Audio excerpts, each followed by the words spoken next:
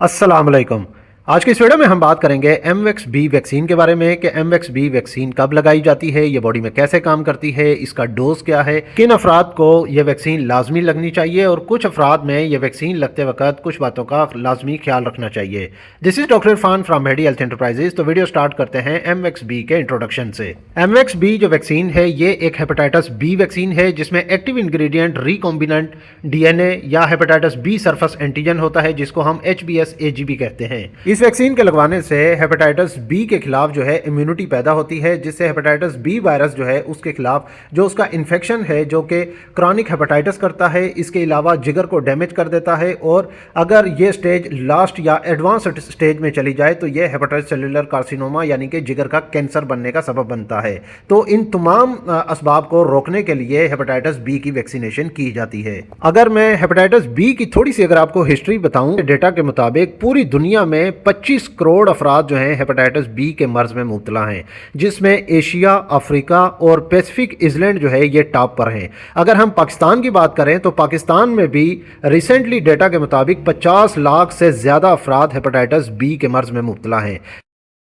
जिसकी सबसे बड़ी वजह रीयूज सिरिंजेस यानी कि सिरिंजेस का बार बार इस्तेमाल होना, नीडल्स का बार बार इस्तेमाल होना, फिर ब्लड ट्रांसफ्यूजन जिसमें हेपेटाइटिस बी, सी या एड्स के जो मर्ज हैं उनकी अच्छे तरीके से जांच नहीं की जाती, ऐसे ही ब्लड ट्रांसफ्यूजन कर दी जाती है। फिर डेंटल प्रोसीजर्स जिसमें दाढ़ निकालना या दांतों का इम्प्लांट करना, उसमें फिर ये बहुत सारे हेपेटाइटिस बी और सी के जो मर्ज हैं वो तेज़ी से बढ़े हैं। सर्जरी जो कि मुख्तलिफ किस्म की, चाहे वो माइनर सर्जरीज हों या मेजर सर्जरीज हों, उसकी भी एक सबसे बड़ी वजह है। फिर लो इनकम कंट्रीज जैसा कि पाकिस्तान है, इंडिया है, बांग्लादेश है या जितने भी एशिया के लो इनकम कंट्रीज हैं, वहाँ पे बार्बर्स जो हैं, नाई जो हैं, वो सफाई का इतना खास ख्याल नहीं रखते, या ब्लेड्स का रीयूज होना या फिर जो टूल्स हैं उनके पास जो सामान है उन पे ब्लड लग जाता है, तो उस ब्लड की वजह से फिर हेपेटाइटिस बी और सी का जो मर्ज है वो तेजी से बढ़ रहा है। इसके अलावा फिर अगर हम बात करें पैरामेडिकल स्टाफ में, यानी कि जो हेल्थ केयर प्रोवाइडर्स हैं, चाहे वो डॉक्टर्स हैं, नर्सिंग हैं, लैब स्टाफ है या फिर वार्ड बॉयज़ हैं या जो भी स्टाफ, चाहे वो लेबॉर्ट्री में काम कर रहा है या नर्सिंग का काम कर रहा है, ब्लड ट्रांसफ्यूजन कर रहा है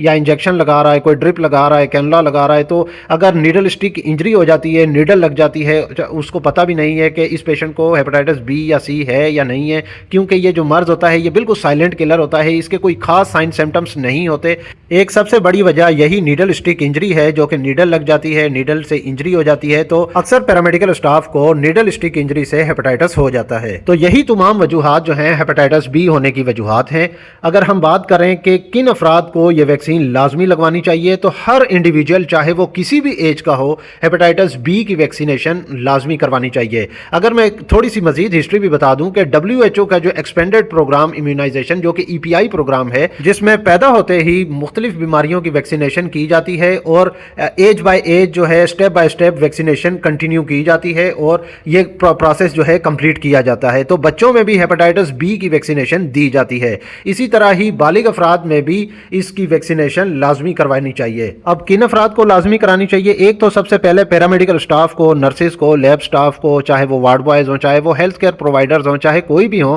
हेल्थ केयर प्रोवाइडर्स जितने भी हैं, पैरामेडिकल स्टाफ, नर्सेज जितने भी हैं, इन सबको हेपेटाइटिस बी की वैक्सीनेशन लाजमी करानी चाहिए। इसके अलावा हर इंडिविजुअल चाहे वो किसी भी एज में हो, हेपेटाइटिस बी की वैक्सीनेशन लाजमी करानी चाहिए। इसके अलावा फिर वक्तन फ़वक्तन आप हेपेटाइटिस बी, सी का टेस्ट लाजमी करवाएं। अगर आपने ख़ास तौर पर डेंटल प्रोसीजर करवाया है, ब्लड ट्रांसफ्यूजन करवाई है या आपने कोई सर्जरी करवाई है या आप किसी ऐसे एरिया में हैं जहां पे हेपेटाइटिस बी का मर्ज या तो बहुत ज्यादा फैला हुआ है या फिर आपको जद में आने का खतरा है, यानी कि आप हाई रिस्क पे हैं। इसके अलावा ऐसे अफराद जो डायलिसिस करवाते हैं, कीमोथेरेपी कराते हैं या HIV का ट्रीटमेंट ले रहे हैं, उन अफराद में क्योंकि जो बॉडी का सिस्टम है, इम्यून सिस्टम, वो बहुत ज़्यादा वीक होता है, तो इसी असना में यहाँ पे आके हेपेटाइटिस बी होने का भी खतरा बहुत ज़्यादा बढ़ जाता है। तो उन अफराद में भी फिर वैक्सीनेशन लाजमी कर दी जाती है। अगर हम बात करें डोजेज के बारे में कि बच्चों में इसका कितना डोज देना चाहिए और बालिग अफराद यानी कि एडल्ट्स में इसका डोज क्या होगा, तो सबसे पहले हम एडल्ट्स की बात कर लेते हैं। एडल्ट्स के लिए जो इसका डोज है वो 1 एम्प्यूल जो कि 20 mg का होता है,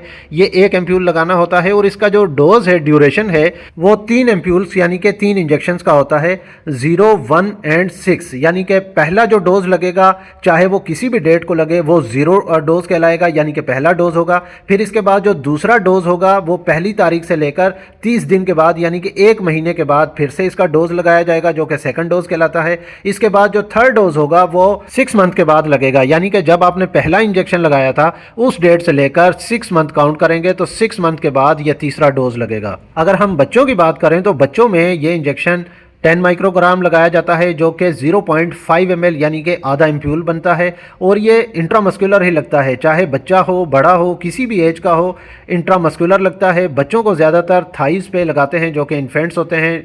न्यूबॉर्न बेबीज़ होते हैं, उनको थाई पे लगाया जाता है और बालिग अफराद में ये इंट्रामस्कुलर डेल्टाइड मसल पे लगा दिया जाता है। और बच्चों में अगर हम इसके डोज की बात करें तो 0, 6, 10 और 14 वीक्स के इंटरवल से लगाया जाता है, जो कि पेंटावेलेंट वैक्सीन जो कि EPI प्रोग्राम में इंक्लूडेड है। अब हम बात करते हैं कि हेपेटाइटिस बी की वैक्सीनेशन किन अफराद में एहतियात से लगाई जाती है या बिल्कुल भी नहीं लगाई जाती। ऐसे अफराद जो सीवियर एलर्जिक रिएक्शंस में यानी कि जिनको एनाफिलैक्सिस होने का खतरा हो या हाई रिस्क में हो, या वो उन अफराद में सीवियर एलर्जिक रिएक्शन हो जो कि हेपेटाइटिस बी वैक्सीन जो पहला डोज दिया था उससे हो चुका हो, उनमें तो बिल्कुल भी नहीं लगाई जाती। इसके अलावा फिर ऐसे अफराद जो कि अक्यूट इलनेस यानी कि बुखार के साथ हों, नज़ला ज़ुकाम खांसी या किसी भी अक्यूट इलनेस में हो, तो उन अफराद में भी ये वैक्सीनेशन पोस्टपोन कर दी जाती है। इसका डोज उस डेट पे नहीं लगाया जाता बल्कि डिले कर दिया जाता है। इसके अलावा फिर जिन बच्चों का जो बॉडी वेट है यानी कि न्यू बॉर्न बेबीज़ जो पैदा हुए हैं बच्चे, अगर उनका बॉडी वेट 2000 ग्राम्स यानी कि 2 किलोग्राम से कम है, जो कि सीवियर जो है बच्चे में ये न्यूट्रिशन शो करता है, तो उन अफराद में भी पेंडिंग कर दी जाती है, डिले कर दी जाती है जब तक एक्सपर्ट ओपिनियन चाइल्ड स्पेशलिस्ट की तरफ से ना मिले। कभी कभार ये भी डिसीजन लेते हैं न्यूबॉर्न बेबीज़ में कि अगर बच्चे का बॉडी वेट जो है 2 kg से थोड़ा सा ज़्यादा है लेकिन वो मेडिकली स्टेबल है, मेडिकली फिट है, तो फिर इस कंडीशन में हेपेटाइटिस बी की वैक्सीनेशन दी जा सकती है और बच्चे को वैक्सीनेटेड कर दिया जाता है। इसके अलावा अगर हम बात करें प्रेगनेंसी या लैक्टेशन के बारे में, तो प्रेगनेंसी में ये वैक्सीनेशन या लैक्टेशन में हेपेटाइटिस बी की वैक्सीनेशन कर सकते हैं जो कि जनरली सेफ कंसीडर की जाती है। और यहाँ पे एक पॉइंट मैं दोबारा से ये नोट करवा दूं कि जो इम्यूनो कॉम्प्रोमाइज्ड पेशेंट होते हैं, यानी कि जिन अफराद में, जिन पेशेंट्स में जो लॉन्ग टर्म डिजीज़ के साथ चल रहे होते हैं, जिसमें एड्स की बीमारी, डायलिसिस की बीमारी, कीमोथेरापी, कैंसर की बीमारी हो, तो इन अफराद में वैसे ही इम्यून सिस्टम बहुत वीक हो चुका होता है। तो इन अफराद में या तो वैक्सीनेशन के देने से इतना रिस्पॉन्स आपको अच्छा नहीं मिलता, तो फिर इन अफराद में थोड़ा सा हमें एडिशनल डोज देना होता है या फिर हम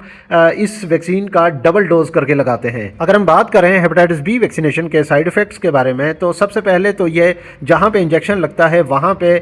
उस एरिया में रेडनेस हो सकती है, थोड़ा दर्द हो सकता है। इसके अलावा इंजेक्शन साइट पे हल्की सी स्वेलिंग भी पॉसिबल हो सकती है। इसके अलावा अगर हम सिस्टमेटिक बात करें बॉडी के सिस्टम की, तो लो ग्रेड फीवर जिसमें से हल्का हल्का सा बुखार 1-2 दिन तक रह सकता है, जिस्म में थकावट सी महसूस हो सकती है, और जिस तरह नज़ला ज़ुकाम में कैफियत होती है बॉडी की, तो इस तरीके से थोड़ा सा बॉडी जो है इस तरीके से रिस्पॉन्ड करती है। तो ये तमाम मालूमात थी हेपेटाइटिस बी वैक्सीनेशन के बारे में। ये वीडियो आपको कैसी लगी है कमेंट करके लाजमी बताइएगा। इस वीडियो को लाइक कर दीजिएगा, और अगर आप मजीद ऐसी हेल्थ से रिलेटेड मेडिकल इंफॉर्मेशन वीडियोस देखना चाहते हैं तो मेरे इस यूट्यूब चैनल मेडी हेल्थ एंटरप्राइजेज को सब्सक्राइब कर लें और साथ ही बेल आइकन का बटन ऑन कर लें ताकि हर नए आने वाली वीडियो का नोटिफिकेशन आपको मिल सके। तो मिलते हैं नेक्स्ट वीडियो में, तब तक के लिए अल्लाह हाफिज़।